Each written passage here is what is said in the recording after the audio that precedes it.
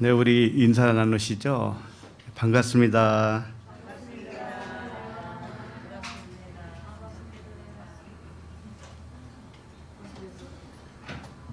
자, 외워야 할 거 있죠? 자, 시작. 오직 성령의 열매는 사랑과 희락과 화평과 오래 참음과 자비와 양성과 온유와 절제니 이와 같은 것을 금지할 법이 없느니라. 네. 이제 성령의 열매는 의의 열매라고 하죠. 화평의 열매라고도 해요. 진리의 영의 열매예요. 그래서 성령의 9가지 열매는 진리를 알 때 나오는 열매입니다. 그러니까 인간적인 어떤 성품에서 나오는 열매는 결코 아니에요. 진리를 알아야 나오는 열매입니다. 그래서 모든 아들들은 영과 진리이기 때문에 이미 성령의 열매가 어디 있어요? 네, 마음에 씨로 있어요. 씨로. 그러니까 이제는 씨로 존재하고 있으니까 씨를 자꾸 키우면 되잖아요. 키우는 일은, 우리가 할 일은 뭔가 하면은 기억하는 거예요. 기억. 그러니까 사랑 단어를 떠올리고 그것이 무슨 의미인가를 기억하시는 거예요. 기억. 그래서 가장 중요한 것은 성령의 열매를 갈망하느냐가 문제예요. 우리 각 사람이 그냥 되는 대로 살지 뭐 성령의 열매에 대해서 뭘 관심을 갖나, 그러고 사는 것과 성령의 열매를 맺어야 되지 않는가라고 하는 갈망이 있는가, 이게 더 중요하다니까요. 왜냐하면은 모든 것은 생각이 창조를 하기 때문에 그래요. 생각이 창조를 해요. 성령의 열매를 자꾸 기억하고 떠올리고 물을 주고 걸음을 주다 보면은 그 열매가 맺을 수밖에 없어요. 근데 거기에 아무 관심이 없이 산다면 그런 열매가 잘 안 나타나요. 그래서 영의 생각은 평안을 창조한다. 육의 생각은 무엇을 창조할까요? 육의 생각은 뭐 시기, 질투도 나오고 여러 가지 나왔죠. 그걸 하나로 묶으면 두려움이라고 하는 겁니다. 두려움. 두려움은 사랑의 반대편에 있어요. 그래서 이 생각이 어떤 생각을 자꾸 가지고 있는가, 그 생각을 키우는가에 따라서 열매가 나타난다. 그 열매는 두려움의 열매냐 평안의 열매냐, 이게 정해진다니까요. 자, 그래서 우리들은 좋은 생각을 가지고 좋은 열매를 맺길 바랍니다. 기도하겠습니다. 하나님 아버지, 우리의 삶에서 말씀이 확증받게 하심을 감사합니다. 어려서부터 배우고 고착된 고정관념은 괴로움과 두려움을 만들어내고 있음을 발견하게 하심을 감사합니다.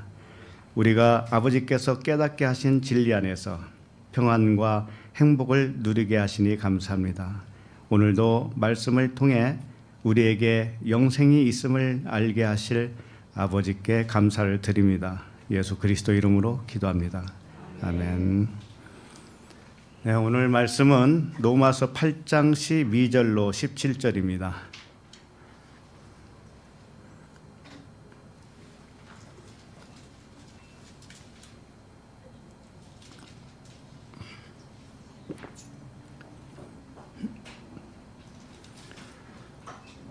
로마서 8장 12절부터 17절 한 목소리로 읽겠습니다. 시작. 그러므로 형제들아, 우리가 빚진 자로 돼 육신에게 져서 육신대로 살 것이 아니니라. 너희가 육신대로 살면 반드시 죽을 것이로되 영으로서 몸의 행실을 죽이면 살리니, 무릇 하나님의 영으로 인도함을 받는 사람은 곧 하나님의 아들이라.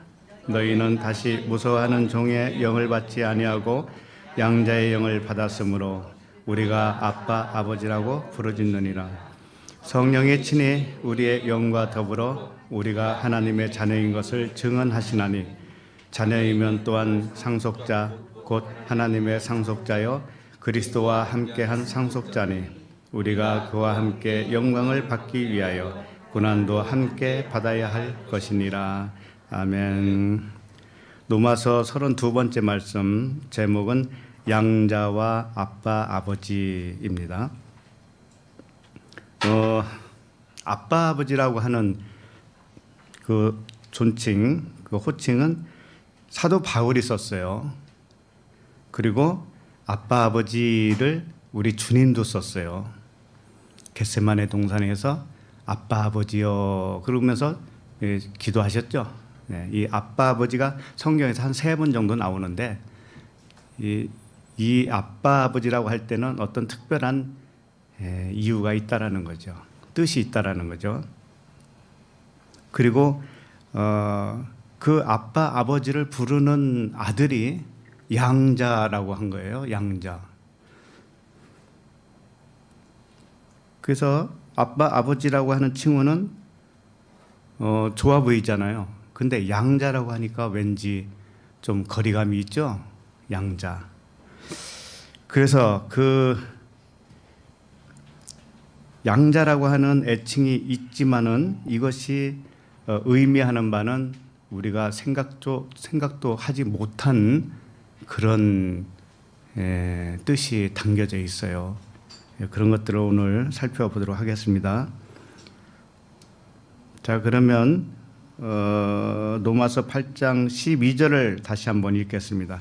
시작. 그러므로 형제들아 우리가 빚진 자로 돼 육신에게 져서 육신대로 살 것이 아니니라. 네. 제일 먼저 빚진 자라고 하는 말씀을 하고 있습니다. 그래서 빚진 자, 우리가 누구에게 빚을 졌든지 간에 우리가 진 빚이 무엇인지 알아봐야 되는데 자신이 빚진 자라고 하는 사실을 모를 때는 빚이 있어요, 없어요?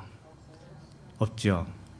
그러니까 내가 빚진 자라고 고백을 한다면 내가 분명히 무엇에 대하여 빚을 졌다라고 하는 것을 분명히 알았다라는 얘기죠.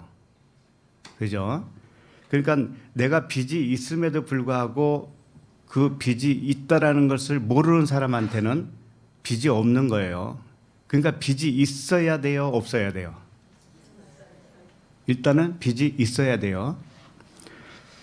자, 예를 들면은 누군가가 오래간만에 전화가 왔다고 칩시다.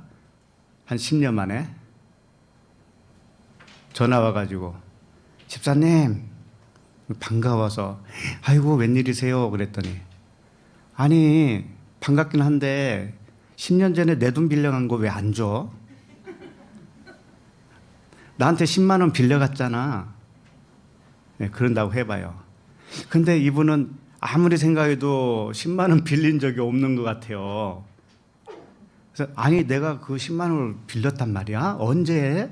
이제 그랬을 때 상대방이 2차 저차 정황 설명을 잘 하니까 이제 기억이 난 거예요. 아하, 그때 급하다고 내가 빌렸는데 다음날 갖다 준다는 것이 못 갖다 줬네. 자, 그러면 빚이 생긴 거지 이제 알았으니까.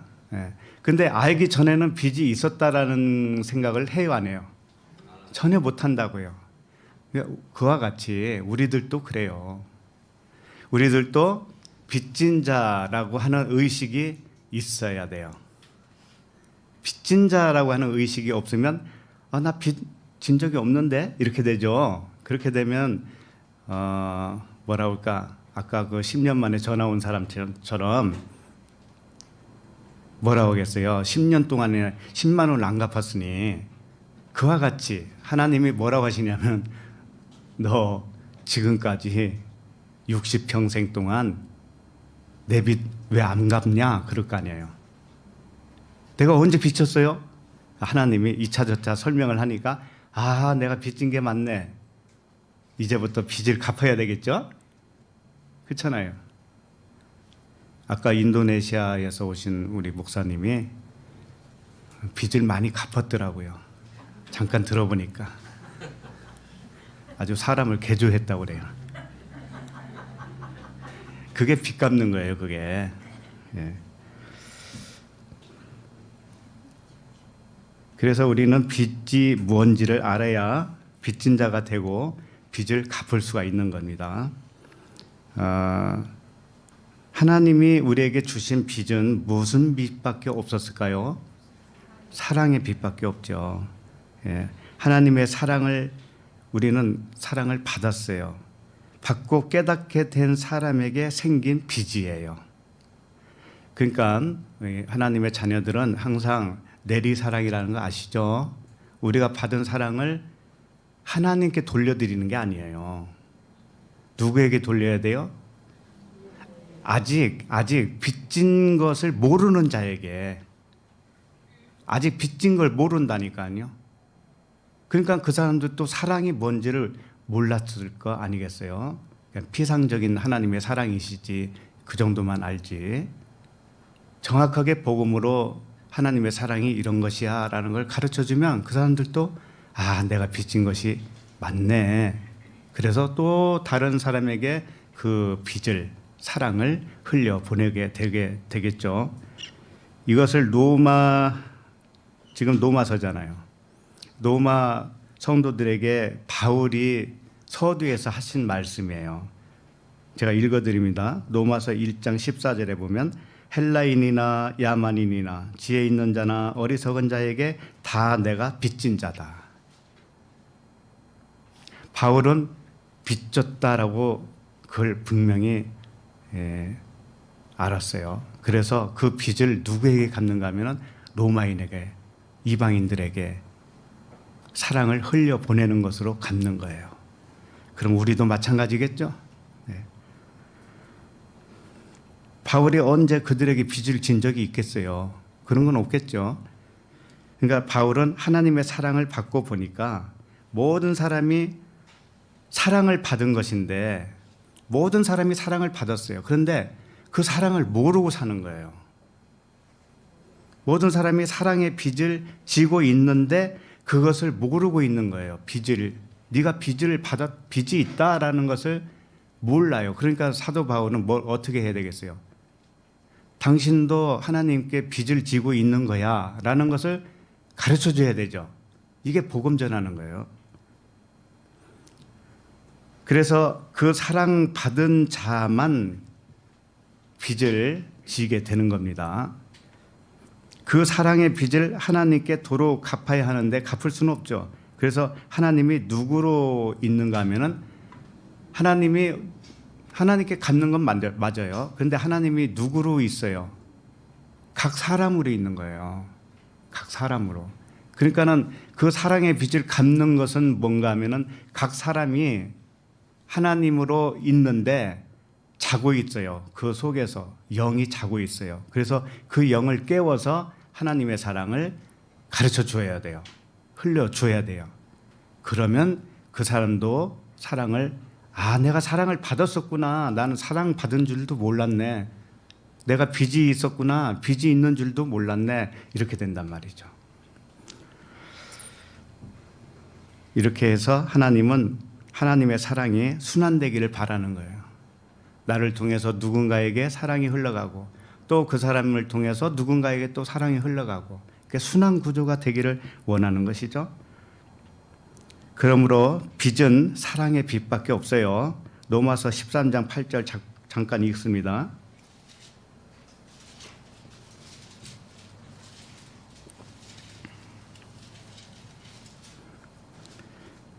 로마서 13장 8절 시작. 피차 사랑의 빚 외에는 아무에게든지 아무 빚도 지지 말라. 남을 사랑하는 자는 율법을 다 이루었느니라. 네.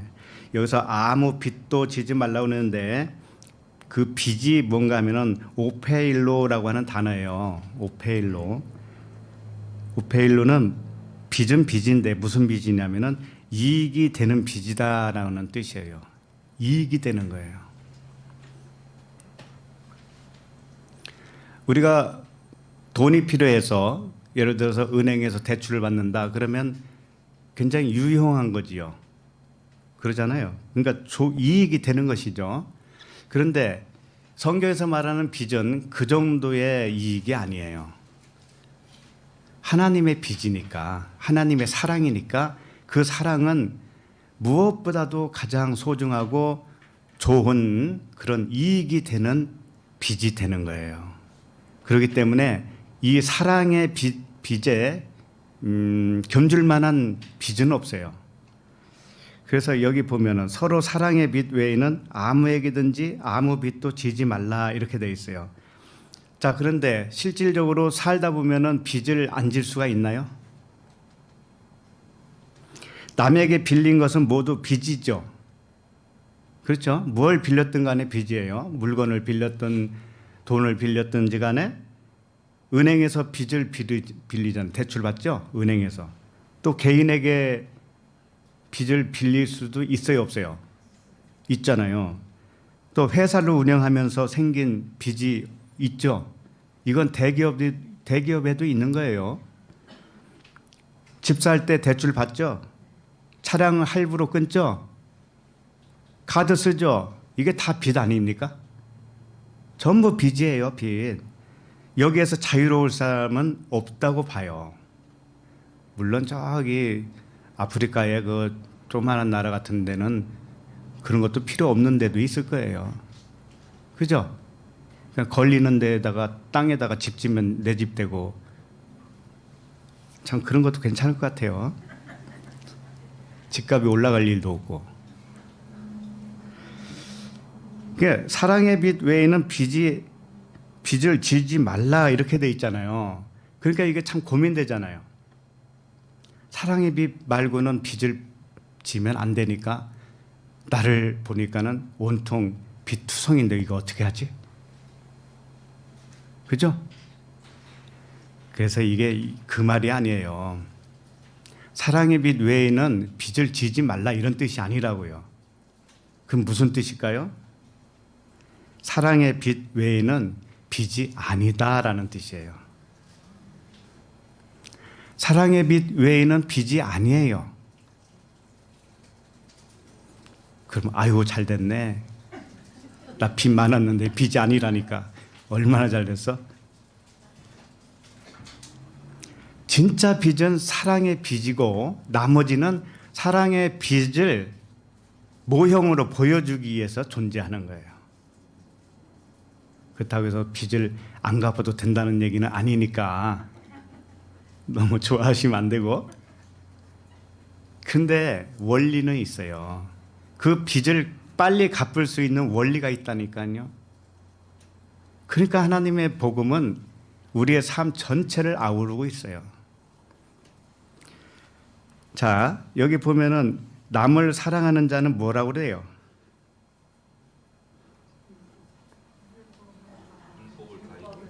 그렇죠. 남을 사랑하는 자는 율법을 다 이루었니라 그랬죠. 자, 그러면은 사랑은 율법의 완성이기 때문에 이 말씀 하셨죠. 그러면은 남을 사랑하는 자는 율법을 다 이룬 것인데 율법이 뭘까요? 율법은 다양하게 해석을 하지만 율법을 한마디로 말하면 모형이에요. 모형. 그 모형을 깨닫고 나면 진짜를 알게 되죠. 그러니까 모형 속에 뭐가 숨겨져 있는가 하면은 진리가 숨겨져 있어요. 하나님의 사랑이 숨겨져 있어요. 그러니까 율법은 우리의 삶을 봤을 때 우리의 삶도 모형이에요.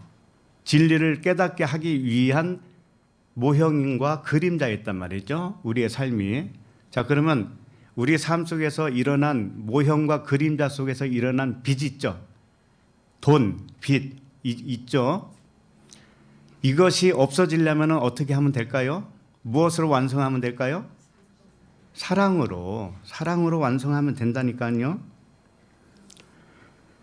그러니까 세상의 각종 빚이라고 하지 않고 율법 안에 포함시킨 거예요. 오늘 이 말씀이. 율법 안에 세상 빚도 다 포함되어 있단 말이에요. 그러니 그 빚이 빨리 갚아지기 위해서는 어떻게 하면 되는가? 사랑으로 완성하라 이거예요. 사랑으로. 무엇이든지 간에 사랑으로만 볼 줄 안다면, 무엇이든지 간에, 그러면 하나님은 우주 만물을 동원해서라도 그 빚을 빨리 갚게 해주십니다. 에이, 그런 게 어딨어. 또 이렇게 생각하겠지. 세상의 각종 빚도 모두 갚아지게 할 수 있는 방법은 사랑의 원리에 있다. 정말이에요, 이거. 그래서 남을 사랑하는 자는 율법을 다 이루었니라 이렇게 한 거예요. 남을 사랑하는 자는 세상 빚도 다 갚을 수 있다 이렇게 적용이 되겠죠. 남을 사랑하란 말이에요. 남을. 지금까지 드린 말씀이 그 말씀 아니에요? 주기 위해서 구하라. 우리는 주기 위해서 이 땅에 온 거예요. 내가 살기 위해서 온 게 아니고 주기 위해서 온 거예요. 주기 위해서. 남을 주기 위해서.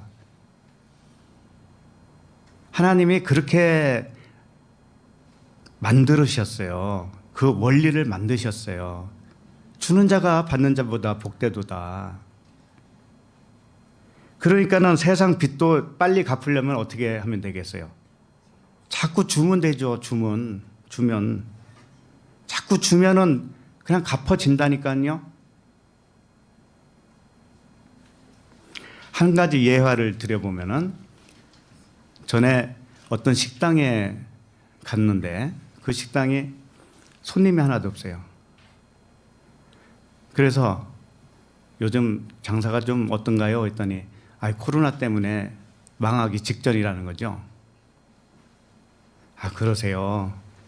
그러면 제가 한 가지 질문 좀 할까요? 하래요. 그럼 계속 잘 되기를 바라는 거예요? 그랬지. 그랬더니 잘 되기를 바라지 않는 사람이 어디 있어요? 그러는 거예요. 그게 아니고 정말 간절하게 이거 아니면 안 된다라고 하는 그 간절함이 있는가 이거예요. 그랬더니 자기도 계속 하고 싶다는 거죠.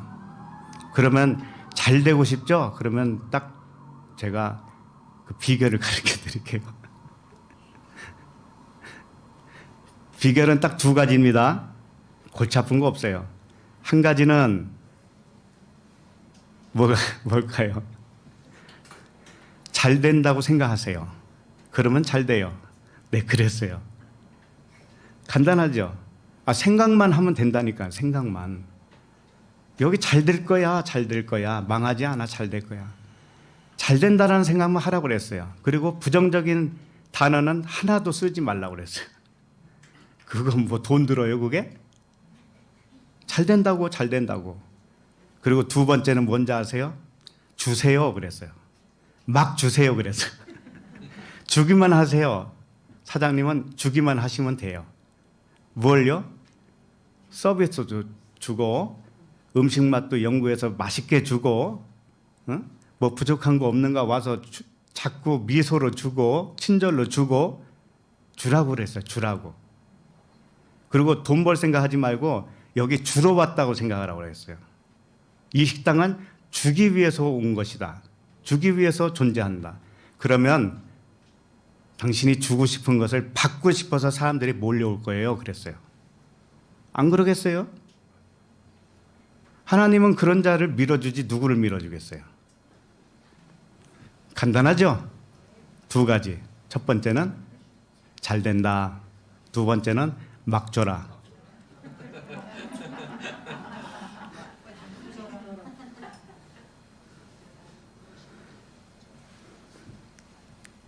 그러니까 행복하다고 하는 사람은 그 순간부터 행복해요.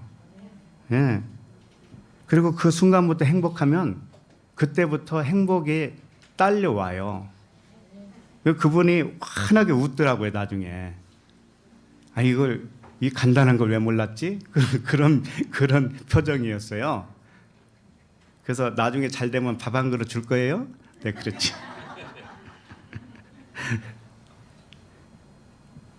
자, 마태복음 6장 12절을 읽겠습니다. 마태복음 6장 12절을 찾아보세요.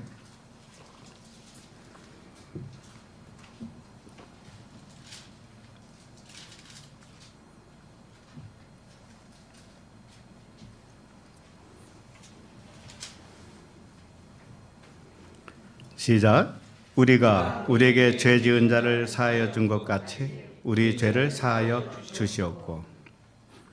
자, 이 말씀을 언뜻 보면 조건부적인 말씀처럼 보이잖아요. 우리가 우리에게 죄 지은 자를 사하여 주었으니까 하나님도 우리 죄를 사하여 주세요라고 하는 그런 뉘앙스란 말이에요. 그러니까 거꾸로 말하면 이렇게 되죠. 우리가 먼저 죄를 사하지 못하면 만약에 하나님도 나를 사하여 주지 마세요. 이렇게 되겠죠. 그죠? 우리가 우리에게 죄 지은 자를 사하여 준 것 같이 우리 죄를 사하여 주세요 라고 하는 것은 우리가 우리에게 죄 지은 자를 용서 못하면 하나님도 나를 용서하지 마세요. 이 말과 같죠? 이런 엉터리가 어디 있냐고요. 여기 보면 죄 지은 자라고 돼 있죠. 죄 지은 자. 죄 지은 자는 오페일레테스라고 하는 단어인데 이게 빚진 자라는 뜻이에요. 빚진 자. 빚졌다. 그러니까 여기서 죄라고 하는 단어는 전부 다 오페일레테스 이렇게 돼 있어요. 자, 그러면 사하여 준다라는 것은 뭔가 하면은 보낸다라는 뜻이고 용서한다는 뜻이죠. 해방시켜 준다 이런 뜻이죠. 그런데 용서라는 게 뭔가 하면은 그 빚진 거 있죠. 그 빚진 것을 보내는 것이 용서하는 거예요. 다시 말해서 10년 전에 10만 원 빚진 사람이 있었죠. 근데 까맣게 잊어버렸는데 갑자기 전화가 왔어요. 와가지고 왜 10년 전에 10만 원 급하다고 빌려가더니 같은 구역 식구라서 그냥 빌려줬더니 갚지도 않고 이사가 버렸어. 그런단 말이에요. 자, 그때 생각났죠. 내가 10만 원 받았다라는 게 생각이 났어요. 근데 상대방이 뭐라 했냐면 그거 안 줘도 돼요. 내가 그걸 받으려고 한 게 아니에요. 잘 계신지 안부 묻기 위해서 전화했어요. 이랬단 말이에요. 그러면 상대방이 용서해 준 거죠. 그렇죠? 용서해 줬다라고 하는 것은 뭔가 하면은 빚진 10만 원을 빚졌잖아요. 그걸 준 것과도 같잖아요. 이미 줬지만 준 거죠. 용서라는 게 그런 개념이에요. 예를 들면은 하나님이 우리에게 사랑을 베풀었어요.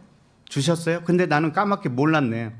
내 안에 사랑이 있었다라는 걸 몰랐어요. 근데 그걸 깨닫는 순간에 사랑을 받은 거죠. 하나님은 그 사랑을 준 거죠. 이게 용서란 말이에요. 이게 용서란 말이죠. 개념이 좀 쓰죠. 예. 그래서 다시 보시면 마태복음 6장 12절에 보면 우리가 우리에게 죄 지은 자를 사하여 준 것 같이 우리 죄를 사하여 주시옵고 이렇게 돼 있는데 이게 두 단락으로 돼 있어요. 한 문장이 두 단락으로 첫째 단락과 둘째 단락이 있는데 이게 앞뒤로 바뀌었어요. 원어를 보시면 아시죠? 앞뒤로 바뀌었다고요. 무슨 얘기냐면은 우리가 우리에게 죄 지은 자를 사하여 준 것 이것이 뒤로 간 거예요. 뒤에 있어요. 원래는 뒤에 있다고요. 그리고 앞에는 뭔가 하면은 우리 죄를 사하여 주시옵고가 앞쪽에 있어요. 무슨 얘기인지 알겠죠? 그러니까 누가 먼저 사하여 준 거죠? 하나님이죠. 하나님이 나를 용서 먼저 해 주시고 내가 우리에게 죄 지은 자를 용서하는 거예요. 이렇게 순서가 바뀌었단 말이죠. 이제 무슨 얘기인지 알겠죠? 그래서 첫 번째 단락이 이렇게 돼 있어요. 그리고 우리를 용서하셨습니다. 우리의 빚에 대하여. 이게 앞에 단락입니다. 그리고 우리를 용서하셨습니다. 우리의 그 빚에 대하여. 누가 용서했다는 걸까요? 하나님이죠. 보나마나 하나님이죠. 이게 제일 앞에 있단 말이에요. 그 다음에 두 번째는 어떻게 되어 있는가 하면 이와 같이 이게 있어요. 이와 같이 하나님이 우리를 용서한 것 같이 이런 뜻이죠. 이와 같이가 두 번째 단락입니다. 이와 같이 우리가 우리에게 빚진 자를 용서하게 하소서 이렇게 된 거예요. 아셨죠? 그러니까 사도 바울이 하나님으로부터 사랑을 받은 것을 깨달았잖아요. 깨닫고 나니까 사랑이 나한테 온 거죠. 처음부터 와 있지만 그와 같이 그게 용서한 거거든요. 용서가 뭔가 하면 깨닫게 해줘서 네 안에 이미 있었다라는 걸 알려주는 것이 용서예요.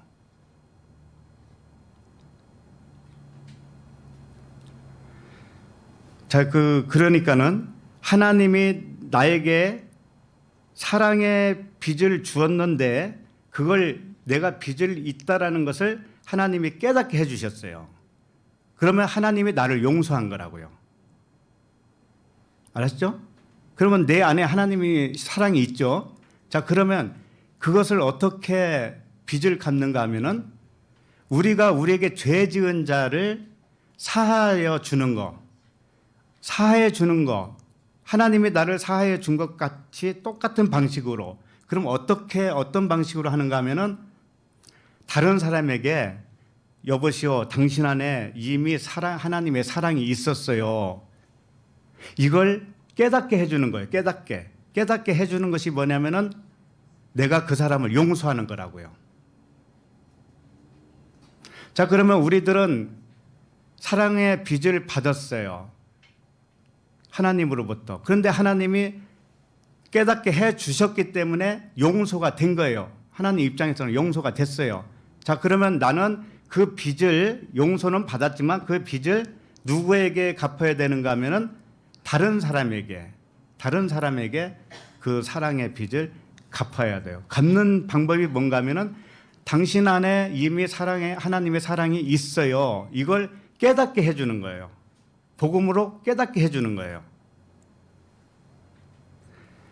그러면 다른 사람이 이걸 깨닫지 못하면은요, 그 사람은 하나님과의 관계도 안 좋고 나와의 관계도 안 좋은 거예요. 같이. 그러겠죠? 그러니까는 용서한다라고 하는 것은 사랑이 있다라는 것을 깨닫게 해주는 것이 용서예요. 그렇게 해 주세요. 이렇게 한 거죠. 그러니까 하나님이 먼저 우리에게 사랑을 한 거죠. 사랑은 여기 있나니 너희가 나를 사랑한 게 아니요 내가 너를 사랑하였다.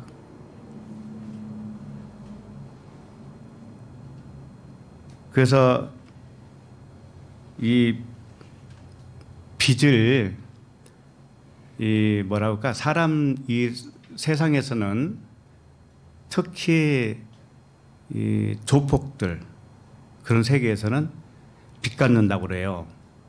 빚 갚는다는 게 뭔가 하면은 원수를 갚는다 이런 뜻이거든요. 자기 조직패 중에 누군가가 해를 당했다든가 그러면은 야, 이거 빚 갚으러 가자. 그래서 한바탕 싸우고 상대방을 또 해하고 그러잖아요. 영화에서 많이 봤죠? 그것은 세상 사람들의 빚을 갚는 방식이에요. 빚을 갚는 방식은 세상 사람들은 안갚음을 하는 거죠. 안갚음을.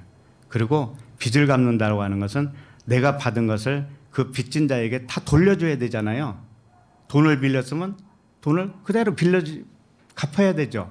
그런데 하나님의 방식은 어떤 건가 하면은 받은 빚을 다른 사람에게 주는 거예요. 다른 사람에게.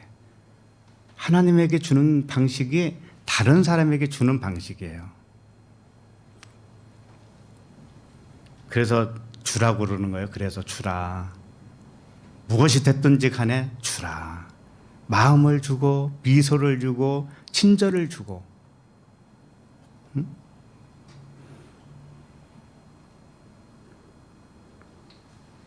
자, 그러면 우리가 빚진 자로 돼 본문으로 다시 돌아와서요.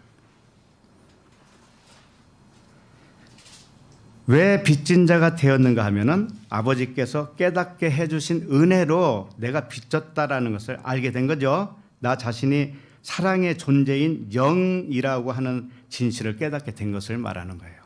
내가 영이구나. 하나님이 그랬잖아요. 내가 내 영을 육체에 부어주겠다. 그랬죠? 내가 영이야. 그것을 다른 말로 하면 사랑이라고 그러는 거예요. 사랑. 영이 사랑이에요. 그러니까 내 안에 영이 있었으니까 내가 영이니까 내가 사랑이죠. 그죠? 그러니 이것을 몰랐다가 깨닫게 되는 순간 빚진 자가 된 거예요.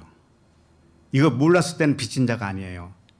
알았을 때 빚진 자가 된 거예요. 왜? 내가 사랑이면 사랑은 항상 흘러가게 되어 있어요. 내리사랑이라고 그러죠. 하나님 아버지부터 내가 사랑으로 왔으면 이 사랑을 또 다른 아직 모르는 자에게 흘려보내서 그 사람도 역시 하나님의 사랑이 네 안에 있어. 이것을 가르쳐 줘야 되지 않겠어요? 그거예요. 그러니까 집에서 쓸데없는 거 가지고 다투지 마시고, 여보 당신이 영이야, 영. 하나님의 영이야. 여보 당신이 사랑이야, 사랑. 당신이 사랑이라고. 근데 사랑이 왜 나한테 이래? 한마디 할 수 있죠?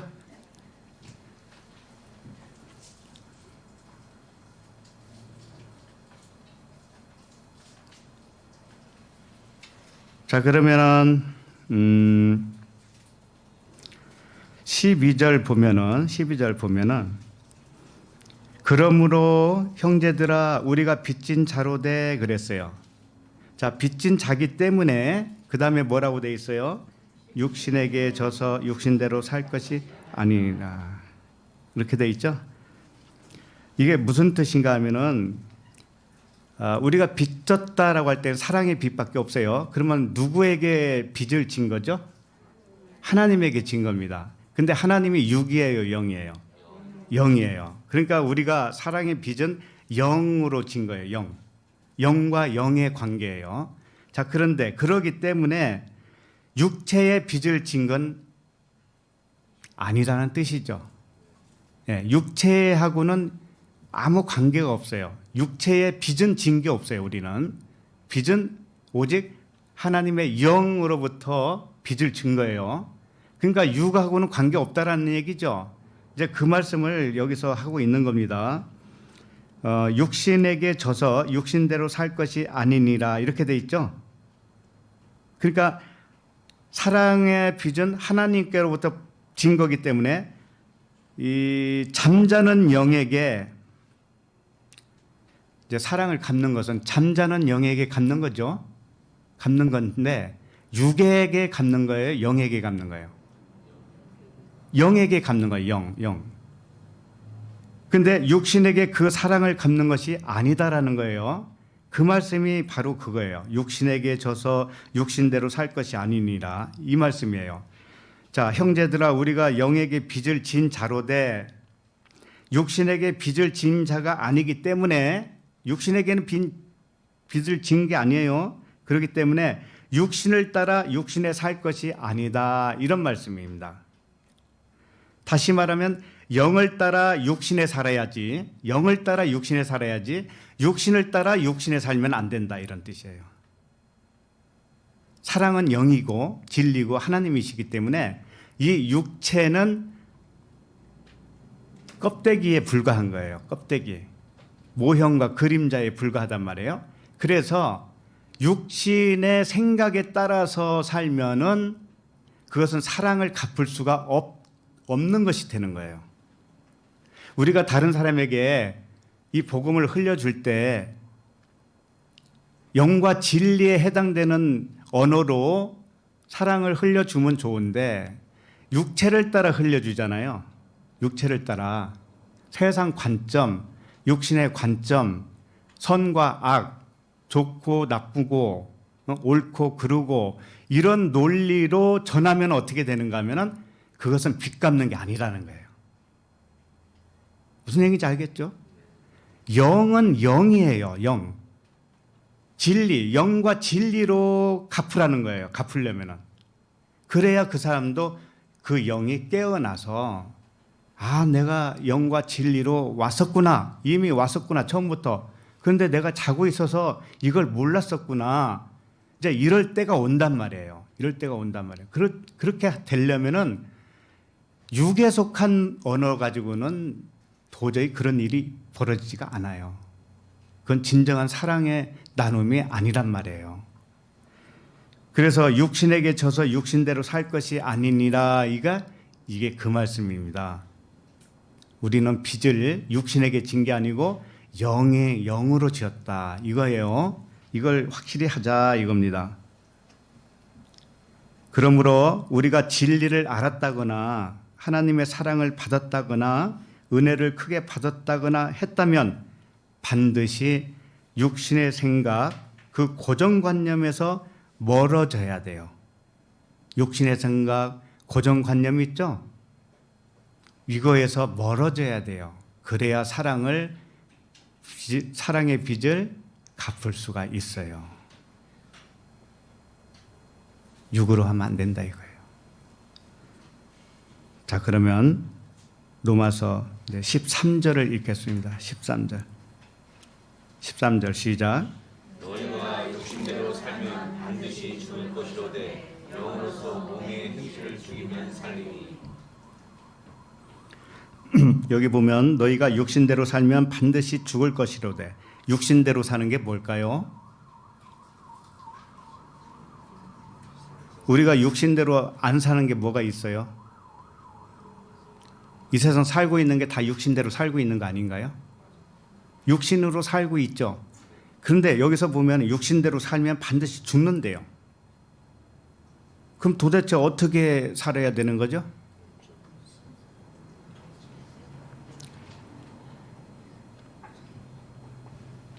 그게 아니고 이렇게 설명을 해드릴게요.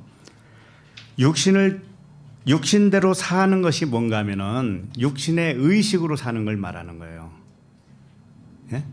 성경은 전부 다 율법 아니면 진리로 설명을 하고 있는데, 육신대로 산다고 하는 것은 율법으로 사는 것이 되는 것이고, 육신대로 사는 것은 영의 관점으로 살지 않고 육의 관점으로 사는 것이고, 육신대로 산다고 하는 것은 세상 관점으로 사는 것을 말하는 거예요. 다 똑같아 이게. 그래서 세상 관점으로 사는 것을 간음이라고 하는 거예요. 간음한 여인들아, 세상과 벗된 것이 하나님과 원수가 되는지 모르느냐. 그렇죠?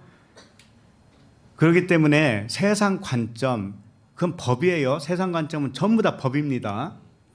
옳고 그르고 나쁘고 좋고 뭐 이런 거잖아요. 다 이게 세상 관점이에요. 그러면 자신을 한번 보세요. 자신은 어떤 관점으로 살고 있는가?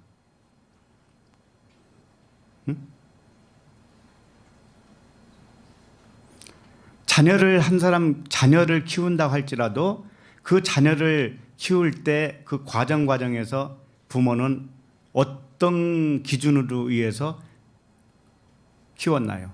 자녀들을 어떻게 교육을 시켰나요? 어떤 관점으로? 세상 관점이에요? 영의 관점이에요? 아마도 세상 관점으로 많이 했을 거라고 믿습니다. 왜냐하면 저 역시 그랬었으니까. 저 역시 별다르지 않습니다. 그러나 깨었느냐 깨어나지 않았느냐 이 차이에 달려 있는 것이죠. 거의 다가 육신을 따라 사는 거예요. 사람들은 육신을 따라 살지 않고 영을 따라 사는 사람은 많지 않아요. 얼마나 많지 않은지 몰라요. 찾아보기 힘들 정도로 그렇단 말이에요.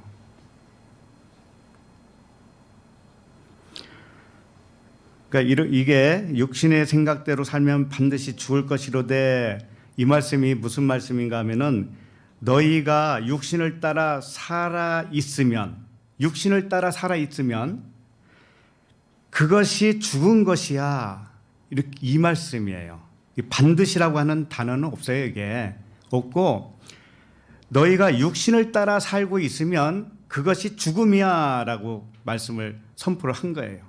그 자체가 죽은 거야. 그게 왜 죽은 거 가지고 살려고 그래? 육신을 따라 세상 관점으로 사는 것,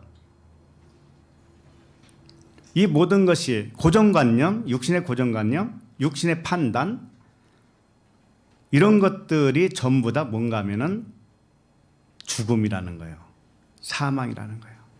그래서 육신의 생각은 사망이요 영의 생각은 생명과 평안이라고 그랬잖아요. 이게 같은 말씀이에요 지금. 그래서 영으로서 몸의 행실을 죽이면 살리라 그렇게 돼 있죠. 자, 이 몸의 행실이 뭘까요 그러면?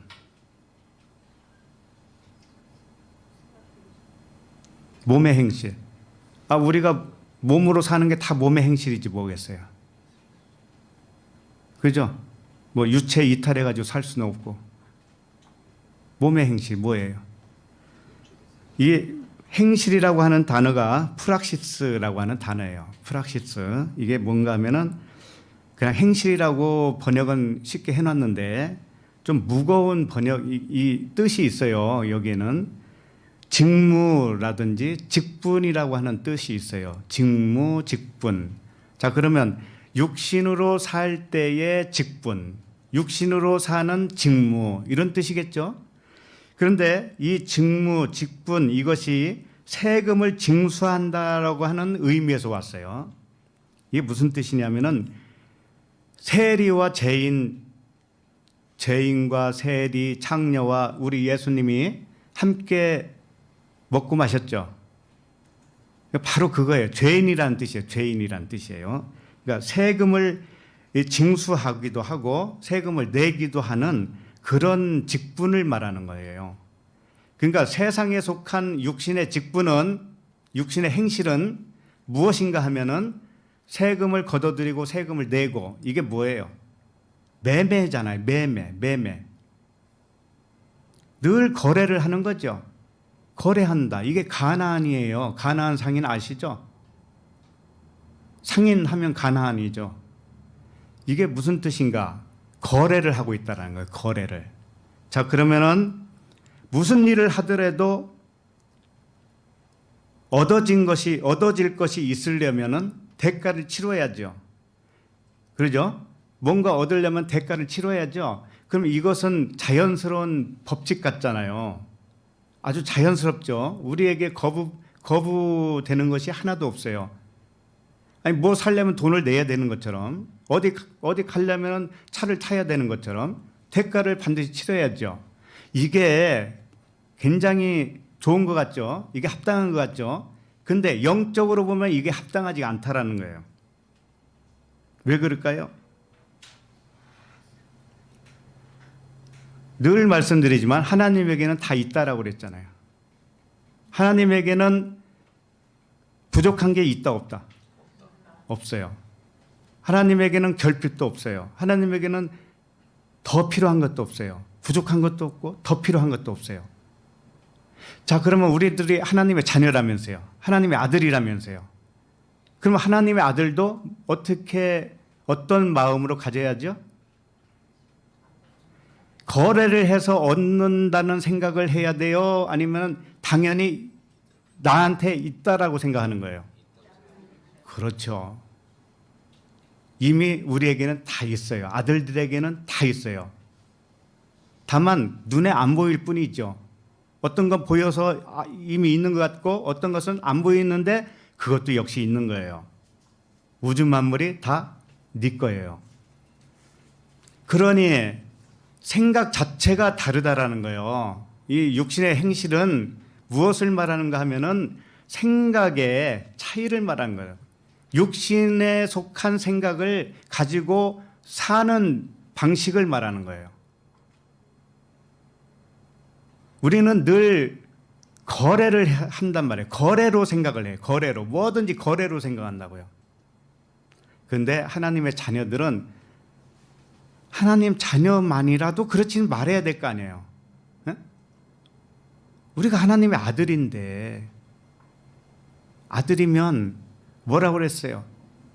생각을 바꾸면 된다고 그랬죠. 영의 생각으로. 영의 생각은 뭐예요? 서두에 말씀드렸지만 다 잘 되는 거야.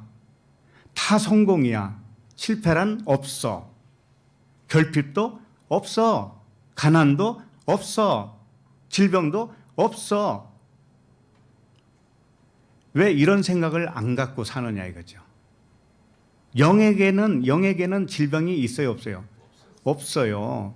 그 육체의 질병이 좀 있다고 하더라도 그건 잠시뿐이니까 하나님이 뭔가 나를 어느 쪽으로 이끌기 위한 방식으로 준 거기 때문에 그것도 떠나가요. 때가 되면 떠나간다고요. 그래서 영으로서 몸의 행실을 죽이면 살린다라고 하는 것이 뭔가 하면은 육신의 몸의 직무가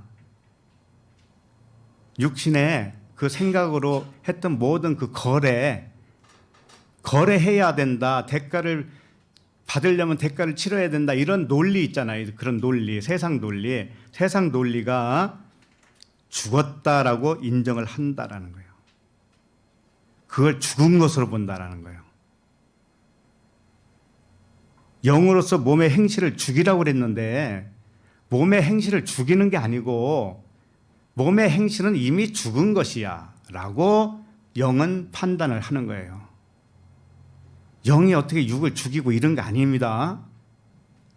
그건 이미 죽은 거야 라고 선포를 하시면 되는 거예요. 육신의 생각은 사망이요 그랬잖아요. 육신의 생각은 그냥 사망인 것이지 죽은 것이지 죽은 걸 왜 또 죽이려고 그래요? 죽은 것으로 여겨버리는 거예요. 이게 영의 생각이에요. 13절을 다시 보면 너희가 육신대로 살면 반드시 죽을 것이로되 그랬는데 이게 뭔가 하면은 너희가 육신을 따라 살고 있으면 그것이 죽음이 된 것이야. 그건 죽음이야. 이런 뜻이고 육신에 속한 몸의 직무가 죽은 것이면 영은 살아있는 것이다. 이렇게 말씀을 하신 거예요. 그러니까 육신에 속한 그 몸의 모든 행실 이것이 죽은 행실이다 라고 여겨지잖아요. 그럼 그 여기고 있는 내가 누구예요? 영이죠. 영. 그러니까 영이 살아있는 거예요. 응?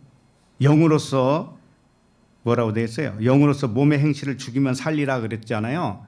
이것은 뭔가 하면은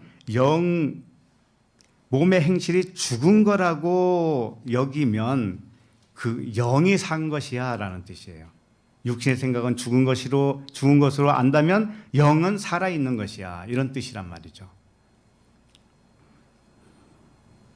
그러니까 우리가 영으로 살아있다라는 증거가 무엇일까요? 우리가 영으로 살아있다라고 하는 증거가 뭐예요? 육신의 고정관념, 육신의 생각은 죽은 거야 라고 아예 결정을 한다라는 거예요. 그렇게 결정하셨습니까? 그러면 영이 산 거예요. 영이 아직 눈 비비고 있어. 아직 들깨가지고 침대에서 못 일어나고 그러면은 그 사람은 어떻게 하느냐면 육신의 생각이 더 좋은 거예요. 아직은. 육신의 고정관념이 더 좋은 거예요. 자녀를 키우더라도 육신의 방법, 세상적인 방법으로 하는 게 더 좋은 거예요. 토끼가 아직 눈 비비고 일어나지 못해서.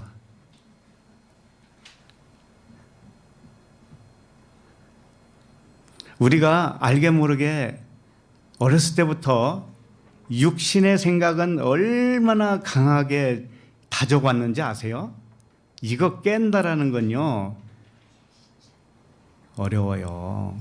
그렇기 때문에 말씀도 집요하게 들어야 되고 생각도 집요하게 해야 되고 하루하루 살면서 부딪히는 일 가지고 또 묵상을 해야 돼요. 내가 여기서 왜 이렇게 했을까? 이렇게 했을까? 내가 이 대목에서 정말 영으로 생각했더라면은 이거 너큰히 넘길 수 있었을 텐데 이런 후회도 하셔야 된단 말이에요. 그래야 진보가 있는 거예요.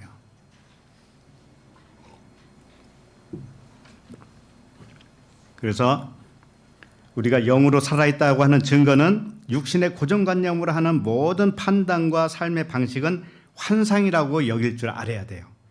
죽은 것으로 여길 줄 알아야 돼요. 이렇게 깨달았다면 영이 잠에서 깬 겁니다. 자, 그러면 14절로 갑니다. 14절 시작. 무릇 하나님의 영으로 인도함을 받는 사람은 곧 하나님의 아들이라. 네. 여기 쭉 나오는 본문 나오는 그 하나님이라고 되어 있잖아요. 이거 데오스예요. 그래서 호데오스가 아니고 신이라는 뜻이에요. 신. 그러니까 아들을 의미하는 신이에요, 이게. 그래서 여기 보면은 하나님의 영으로 인도함을 받는 사람은 이라고 하는 이 하나님, 이게 데오스가 호데오스가 아니에요. 그러니까 어떻게 되겠어요? 신이라고 하는 영이 인도함을 받는 것은 이렇게 말하면 돼요. 영이 신이에요. 신이 영이고, 그렇기 때문에 이 우리 아들 신을 지금 계속 말씀을 하고 있는 거예요. 그래서 하나님이라고 번역을 해놓으니까 그 아버지 하나님만 생각하면 안 되고 나라고 하는 신, 내가 신이다. 신으로서 인도함을 받는 자는 그들은 신의 아들이다 이렇게 돼 있어요. 14절 끝에 보면 하나님의 아들이다 이렇게 돼 있죠. 이것도 호데오스가 아니니까 그냥 신이라고 해요. 신.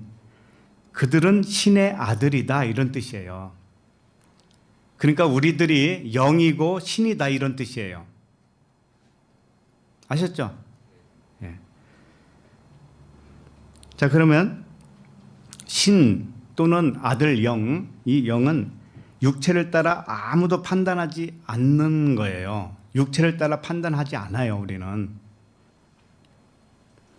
다만 영으로 관찰하는 신의 성품으로 인도받고 있는 거예요, 우리가. 신의 성품으로. 신이라는 아들이라는 뜻이에요, 우리가. 그래서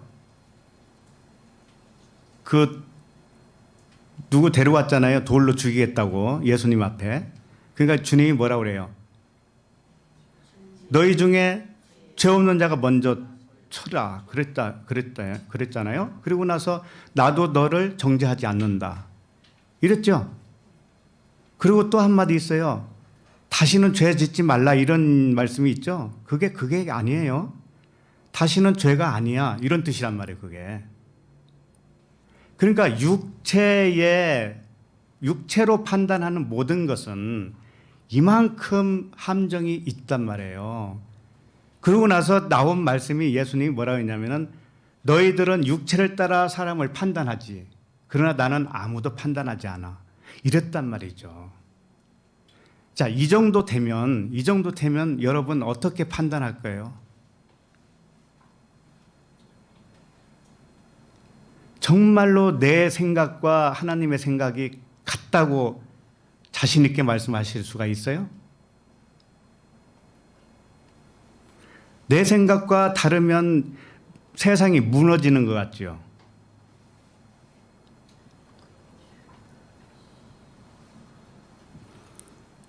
그래서 이 말씀에 비춰볼 수밖에 없어요, 우리는.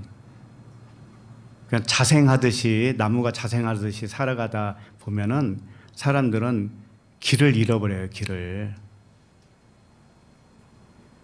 그래서 육신의 판단 자꾸 말하잖아요. 고정관념. 이것은 죽은 것이야. 죽은 거.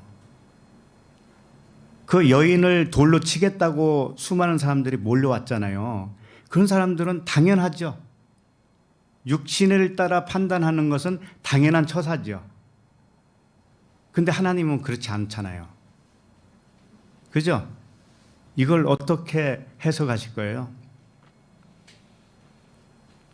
그래도 우리 자신들이 육체를 따라 지금도 판단한다, 아니다, 나는 자신 있게 말할 수 있다. 육체를 따라 판단하지 않아. 이렇게 말할 수 있는 사람이 있을까요? 있어야 돼요. 있어야 된다고요. 적어도 여기 오신 분은 또는 유튜브를 통해서 듣는 모든 분들은 육체를 따라 판단하지 않기를 바랍니다. 네. 자, 15절을 읽겠습니다. 15절 시작. 너희는 다시 무서워하는 종의 영을 받지 아니하고 양자의 영을 받았으므로 우리가 아빠 아버지라 부르짖느니라. 네. 여기 보면 양자의 영을 받았다. 그리고 아빠 아버지라 부르짖느니라 이랬단 말이죠. 그렇죠? 아빠 아버지는 좀 친숙한 단어죠. 아빠 그러니까.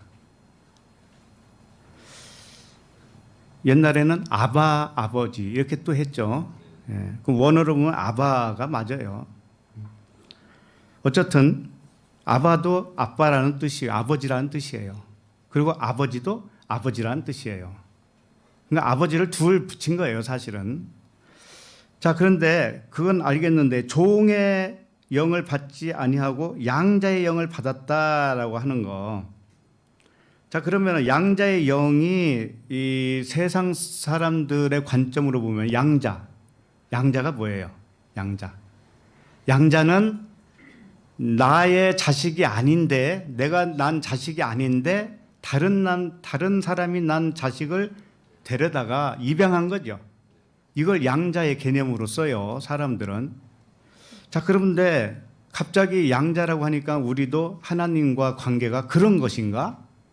다리 밑에서 주워온 것 같은 그런 관계일까? 갑자기 좀 싸해지잖아요. 그런데 여기에 답이 다 나와 있어요.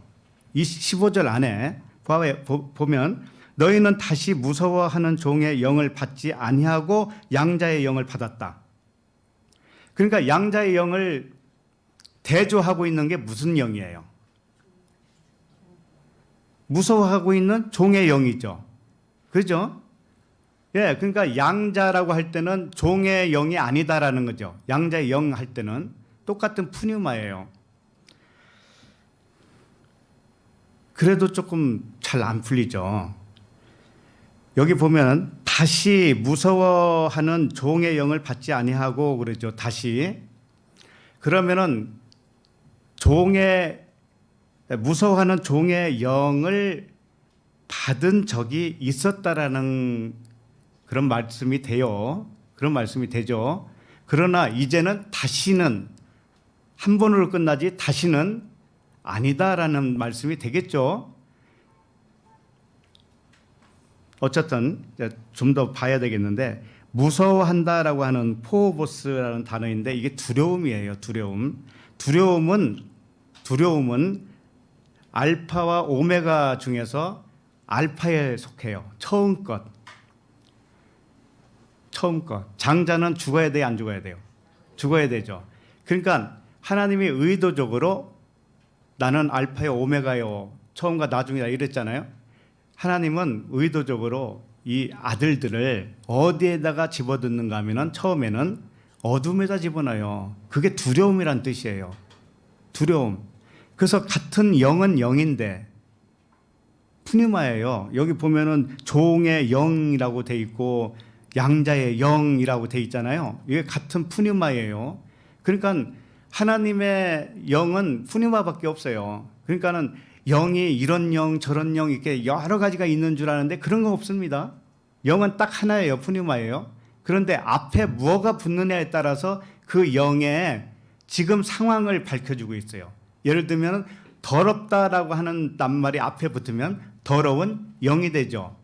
이걸 더러운 귀신이라고도 하는 거예요. 근데 여기 보면은 앞에 종의 영 이렇게 돼 있죠. 두려워하는 종의 영. 똑같은 영은 영인데 앞에 뭐가 붙었는가 하면은 두려워하는 종이라는 뜻이에요. 그러니까 하나님이 똑같은 하나님의 아들인데 처음에는 어디다 집어넣는가 하면은 두려워하는 종을 만들어요. 종을. 그게 뭔지 알아요? 우리가 육체에 온 것을 말하는 거예요. 육체에 온 걸.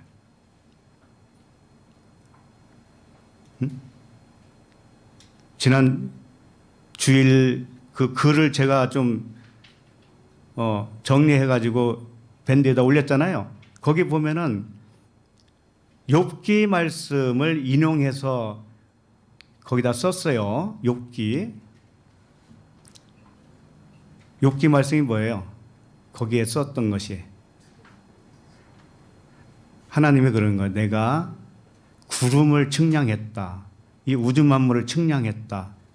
무게도 달아보고 질량도 달아봤다. 막 이런 말씀들이 있단 말이에요. 그때 네가 같이 태어났다라는 거예요. 네가 그때 태어났다라는 거예요. 그럼 우리 나이가 몇이에요 도대체? 그때 태어났으면 우리는 그때 함께 있었던 거예요. 그래서 너희 횟수가 많음이니라. 그 기억나요, 안 나요? 너희 횟수가 많다. 올려놓은 글을 건성으로 읽으셨나? 분명히 거기다 써놨는데, 너희의 횟수가 많다고 하는 것은 이 지구 나이로 따지면은요, 우리 1년, 2년으로 따질 것 같으면은요, 200여 년, 200억 년, 200억 년, 그 정도 된다니까요. 그러나 영의 세계는 그 나이가 있어요, 없어요? 없죠. 그러니까 우리가 영으로만 본다면 200억 년 전에 이 땅이 생기기 전에 하나님과 함께 계셨다니까요. 그런데 하나님이 우리를 영으로, 내 영을 육체에 부어준다고 그랬잖아요. 내 영을 지금 여러분 이 몸에 부어줬어요. 아기 때 엄마 뱃속에 있을 때 집어넣었단 말이에요. 그렇게 해서 태어났어요. 우리가 태어났어요. 그러니까 이걸 육체로 오게 되면은 그 영이 기억 상실이 된다고 그랬죠. 그것도 하나님의 계획이에요. 그렇게 해야만이 되기 때문에. 그러면 영이 잠자고 있으면서 이 세상에서 살아가고 있으면서 무서워하는 종의 영이 돼버려요. 무서워해요. 이 세상을 무서워한다고요.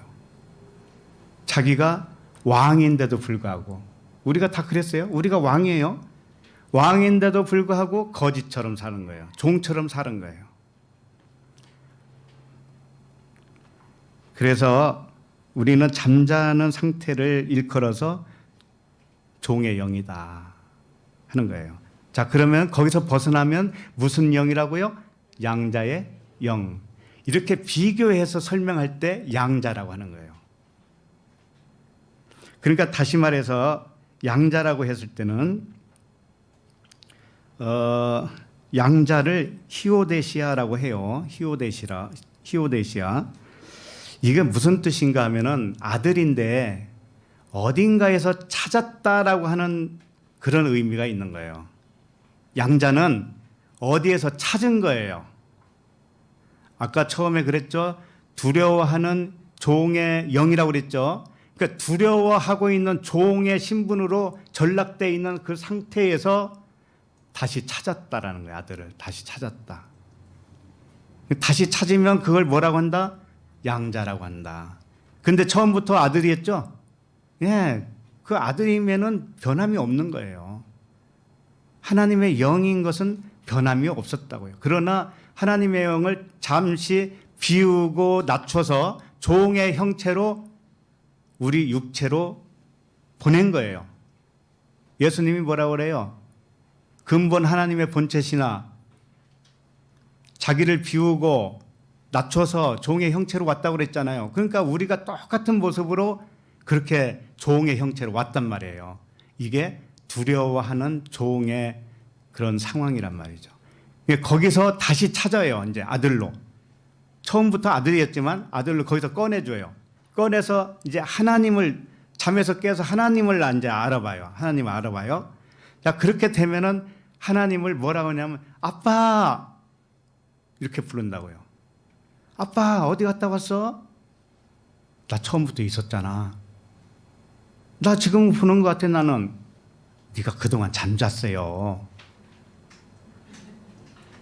잠자다가 깬 것을 뭐라고 하냐면 양자라고 하는 거예요. 양자.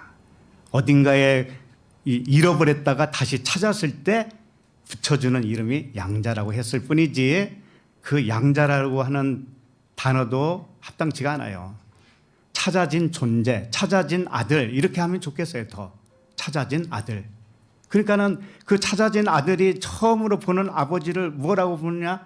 아빠 그러는 거야. 아빠. 그런 뜻이란 말이죠.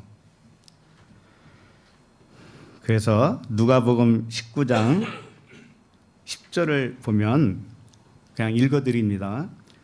누가복음 19장 10절에 인자가 온 것은 잃어버린 자를 찾아 구원하려 함이니라. 잃어버린 아들을 찾으면 그걸 양자라고 그래요. 아셨죠? 그 다음에 누가복음 15장 32절에 보면 탕자 이야기 잘 아시죠? 둘째가 모든 재산을 가지고 나갔죠. 그래서 주염염해까지 먹었죠. 이게 육체를 의미하는 거예요. 이 세상을 의미하는 거예요.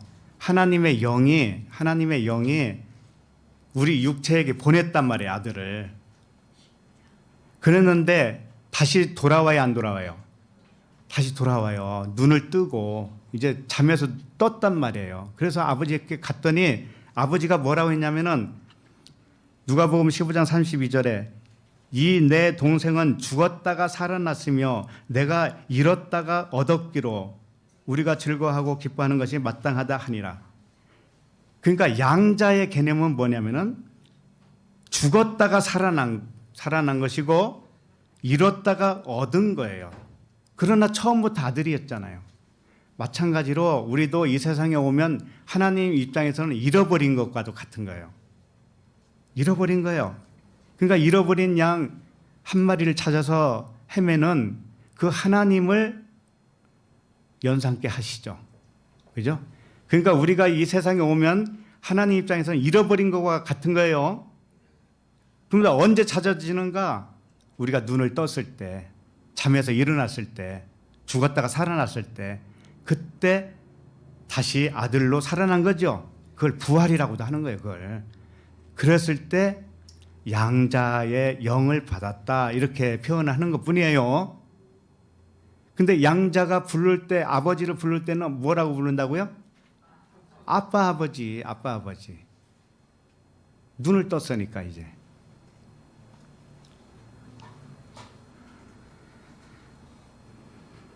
그래서 그 주님이 아빠 아버지라고 또 부른 적이 있었어요. 그게 마가복음 14장 36절인데 이르시되 아빠 아버지여 아버지께는 모든 것이 가능하오니 이 잔을 내게서 옮기시옵소서. 그러나 나의 원대로 마시옵고 아버지의 원대로 하옵소서 하시고 겟세마네 동산에서 이 잔을 지나가게 하옵소서 이렇게 했단 말이에요. 이 지나가는 것이 자기 육체의 죽음이에요.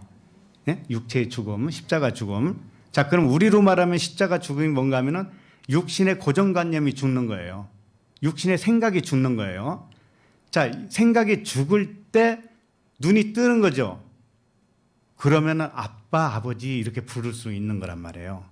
그래서 주님이 겟세마네 동산에서 아빠, 아버지요 이랬단 말이죠. 죽음을 앞에 두고 아빠, 아버지 이렇게. 내가 이제 눈을 떴어요. 이렇게. 잠에서 일어났어요. 그래서 양자는 잃어버렸다 찾은 아들을 의미하는 것이고 아빠, 아버지는 그렇게 잃어버렸다 찾은 그 감격, 잃어버렸다 다시 찾은 아버지의 그 마음을 깨닫는 아들의 감격이 있을 거 아니에요. 그죠? 그 아들의 감격을 담아서 그 아버지를 부를 때 아빠, 아버지 이렇게 했던 거예요. 그런 의미를 잘 알고 계시면 좋겠습니다. 자, 그러면 갈라디아서 4장 5절을 잠깐 봅니다.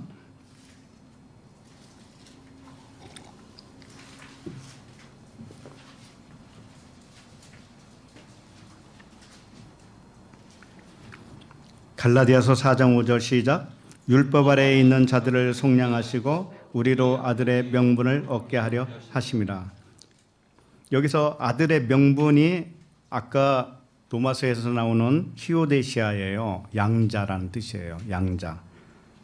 아들의 명분. 근데 아들의 명분이 언제 얻어지는가 하면은 율법 아래에 있는 자들을 속량하시고, 그러니까 율법 아래에 집어넣은 것은 하나님이 잃어버렸다라고 표현하는 거예요. 율법 아래에 우리를 집어넣고 죽었다라고 하나님이 그렇게 여기시는 거예요. 그러다가 거기서 다시 속량을 해요. 빼내요. 빼내면 그게 아들의 명분이라고 했는데 양자가 됐다 이런 뜻이에요. 그러니까 처음부터 아들인데 잃어버렸다 다시 찾으면 양자라고 한 거예요. 자, 그런 이 똑같은 의미의 단어이에요. 양자라고 해서 친아들이 아니다 이런 뜻이 아닙니다. 전혀 달라요. 그 다음에 4장 6절 갈라디아서 4장 6절 시작. 너희가 아들임으로 하나님이 그 아들의 영을 우리 마음 가운데 보내사 아빠 아버지라 부르게 하셨느니라. 네. 너희가 아들임으로 하나님이 그 아들의 영을 우리 마음 가운데 보내사 그랬죠. 우리 마음이 여기서 칼디아라고 하는 단어예요. 누스는 영의 마음이라면 칼디아는 육체의 마음이라고 그랬죠. 언젠가 말씀드렸잖아요. 그러니까는 이것도 같은 말이에요. 하나님이 자기 아들을 어디에다 넣는가 하면은 육체의 마음 속에 집어넣었던 거예요. 처음에는. 그럼 거기서 종의 신분으로 사는 거예요. 그러다가 육체에서 잠이 깨어나면 어떻게 되느냐면은 아빠 아버지 이렇게 부른단 말이에요. 아빠 아버지 이렇게. 나 자다가 왔어요. 나 율법이라고 하는 그 지옥에서 살다가 왔어요. 이 세상 관점이라고 하는 자기 고집 속에서 지옥같이 살았어요. 이제는 나를 꺼내줬으니 너무나 기뻐요. 아빠 아버지 사랑해요. 이런 거란 말이죠. 자, 갈라디아서 4장 7절 시작. 그러므로 내가 이후로는 종이 아니요 아들이니 아들이면 하나님의 말미암아 유업을 받을 자니라. 예. 그러니까는 아들의 명분 그것이 뭐예요? 양자라고 그랬어요. 율법에서 꺼내주면 양자가 되는데 지금 7절로 말하면 뭐라고 그래요? 내 후로는 종이 아니요. 종에서 꺼내줬으니까 아들이니 그랬잖아요. 아들이면 하나님으로 말미암아 유업을 받을 자니라 이렇게 됐죠. 그러니까 이제부터는 네가 아들이고 하나님의 유업을 받는 자가 되었잖아. 그래서 그걸 양자라고 했던 거예요. 자, 그 다음에 8절 시작.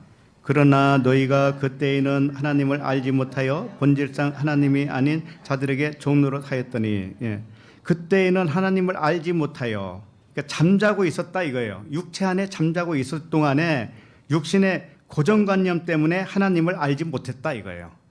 눈이 멀어서 하나님을 알지 못했다. 그래서 하나님과 분리해서 생각하는 모든 것이 하나님이 아닌 자들이에요. 이 세상이 하나님이 아닌 자들이 되는 거예요. 그렇게 되면은 내가 잠자는 모습으로 봤을 때는 이 세상이 그냥 원수가 되는 것인데 영으로 깨어나서 이 세상을 볼 때는 전부 다 뭘로 보냐면 사랑으로밖에 안 보이는 거예요. 이 세상도. 그래서 이 세상도 천국으로 화하도다. 그렇게 되는 거죠. 그 다음에 9절 시작. 이제는 너희가 하나님을 알 뿐 아니라 더욱이 하나님이 아신 바 되었거늘 어찌하여 다시 악하고 천박한 초등학문으로 돌아가서 다시 그들에게 좋은 노릇 하려 하느냐. 이제는 너희가 하나님을 알 뿐 아니라 더욱이 하나님이 아신 바 되었거늘 여기서도 호데오스가 아니에요. 다시 말해서 내가 신이라는 거예요. 네가 신이고 신이 너라는 거예요. 네가 신이고 신이 너야. 이런 상황을 여기서 말씀을 하시는 거예요. 그러니까 네가 신이고 신이 넌데 어떻게 초등학문으로 다시 돌아가려고 그러냐? 그 육신의 고정관념 속으로 다시 들어가려고 하느냐? 이제 그런 말씀이고 이제 뭐 알겠죠? 무슨 말씀인지. 예. 양자와 아빠 그 확실히 알겠죠? 예. 자, 그러면 로마서 16절 본문 16절 돌아와서 시작. 성령이 친히 우리의 영과 더불어 우리가 하나님의 자녀인 것을 증언하시나니. 네. 여기 보면은 성령이라고 되어 있는데 그냥 푸뉴마예요. 호푸뉴마. 그 푸뉴마. 그다음에 우리의 영도 그랬잖아요. 그것도 그 푸뉴마예요. 푸뉴마. 영이에요. 전부 다 영. 그러니까 영이 영과 더불어 우리가 신의 자녀인 것을 증언한다. 이렇게 되어 있단 말이에요. 그러니까 영은 하나예요. 사실은. 생각을 해보세요. 하나님은 영이시죠. 아들도 영이죠. 깨닫게 해주는 영도 하나님의 영이죠. 성령. 깨닫게 해주는 영, 성령. 그러니까 영은 하나예요, 그냥. 그러니까 한 영이 전부 다 이렇게 저렇게 하고 있는 거예요. 하나님의 한 분이 우리 육체로도 오시고 또 그 영이 다시 깨어나게도 하시고, 아셨죠? 전부 다. 그래서 더불어 증거한다고 이렇게 표현하는 거예요. 그 영밖에 없어요. 하나님의 영, 성령, 아들의 영, 이게 다 같은 거란 말이죠. 같은 영이란 말이죠. 그래서 영은 아버지와 아들과 성령이 한 영이에요. 한 영. 그러니까 내가 영이라면 깨닫게 해주는 영도 동시적으로 네가 신이다, 내가 신이다 라고 하는 그 깨달음을 준다 이거예요. 동시에. 하나님이 나를 깨닫게 해주잖아요. 그러면 내 영도 깨어나죠. 그러면 하나님과 더불어 시인을 하는 거예요. 내가 신이다 라고 시인을 하는 거다 이거예요.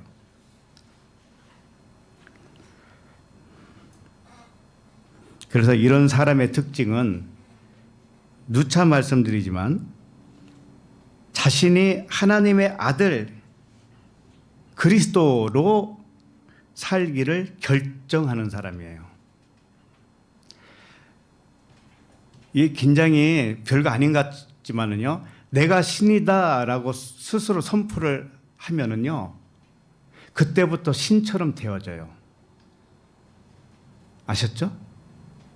내가 아버지의 아들 그리스도의 영이야, 그리스도야 라고 선포를 하고 내가 그리스도처럼 살 거야 라고 하잖아요.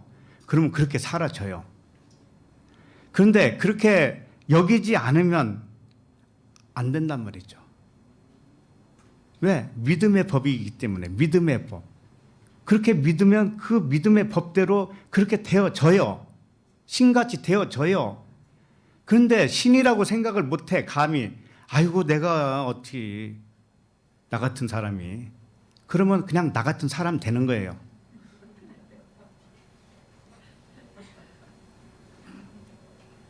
아셨죠? 굉장히 중요합니다. 우리 각자가 신이다 라고 하는 선포를 함과 동시에 이제 삶이 달라져요. 왜 달라지냐면요, 내가 신이다 선포하잖아요. 그럼 만물 안에 누가 있어요? 또 신이 있죠. 그럼 만물이 긴장을 해. 이제 야, 제가 신이라고 하기를 그렇게 바랐거든. 저 친구가 이제 신이래. 이제 됐다. 가자. 그런다니까요. 만물이 온다니까. 만물이.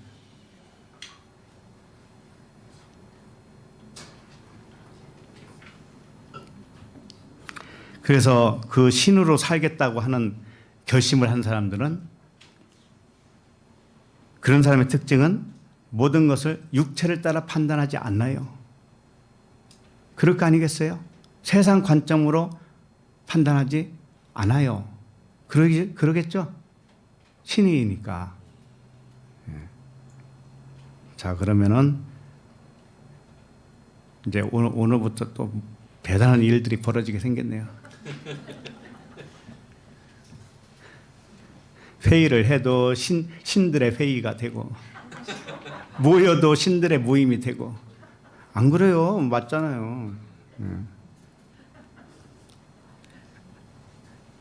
자, 그러면 17절을 읽겠습니다. 17절 시작.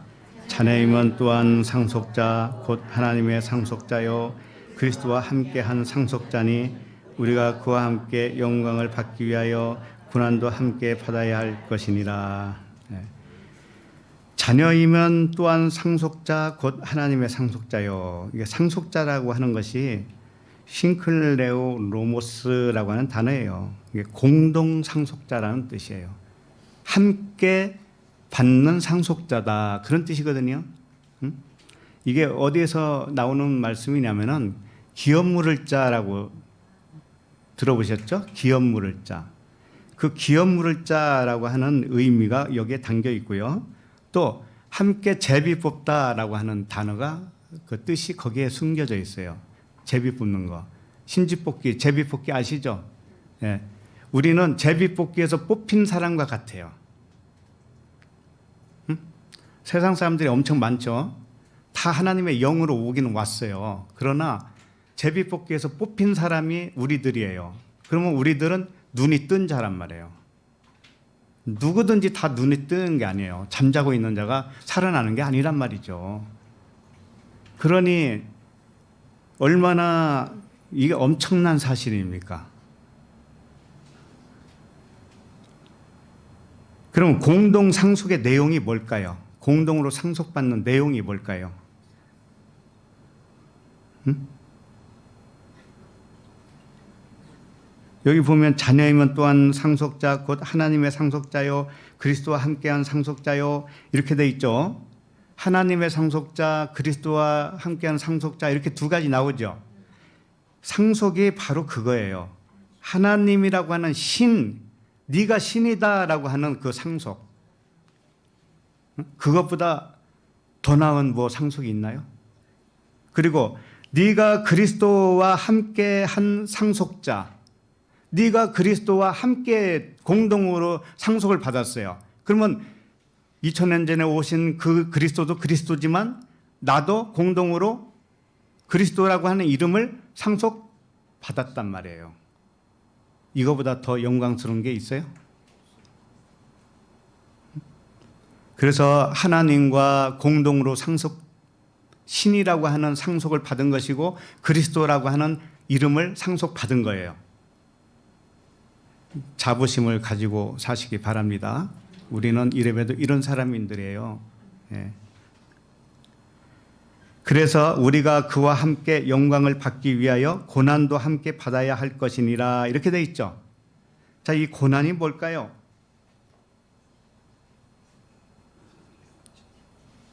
그러니까 우리가 그리스도와 공동으로 그리스도의 영광을 받는 것, 그리스도라고 하는 이름을 받았잖아요, 상속으로. 그렇기 때문에 영광도 거기에 따른 영광을 받아요. 신이라고 하는 영광을 받아요. 자, 그럴 때 그 영광을 받기 위해서 고난도 공동으로 받아야 된다는 것이죠. 고난도 공동으로 받는 거예요. 고난도 하나님과 공동으로 받고 그리스도와 공동으로 받아요. 그게 뭘까요? 그 공동으로 받는 게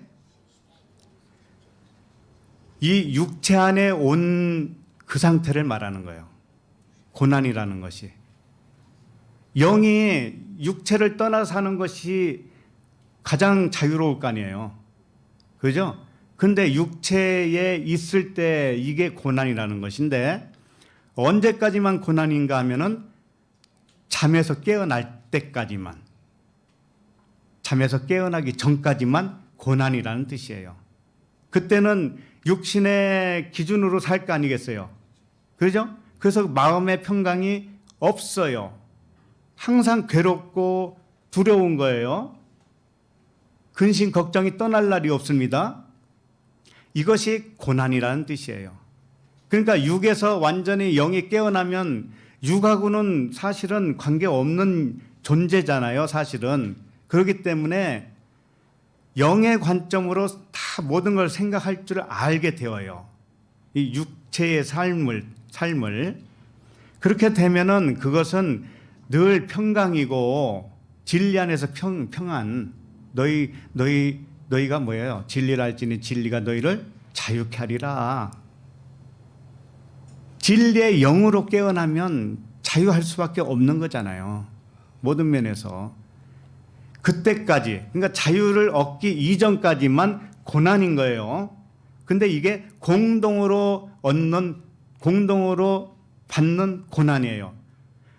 우리 영, 나에게 온 내 영, 나만 고난 받는 게 아니고 아버지도 그 기간 동안에 똑같이 고난 받는 거예요.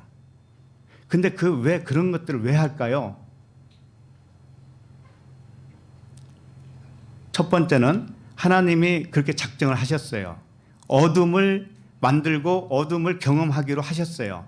그래서 빛이 무엇인가를 아는 거죠. 체험으로 알기 위해서예요.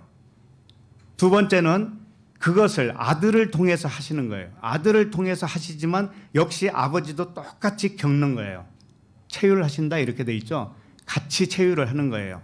그렇게 함으로 인해서 영광이 얼마나 영광스러운가. 현재 고난은 장차 올 영광과 비교할 수 없도다 그러죠.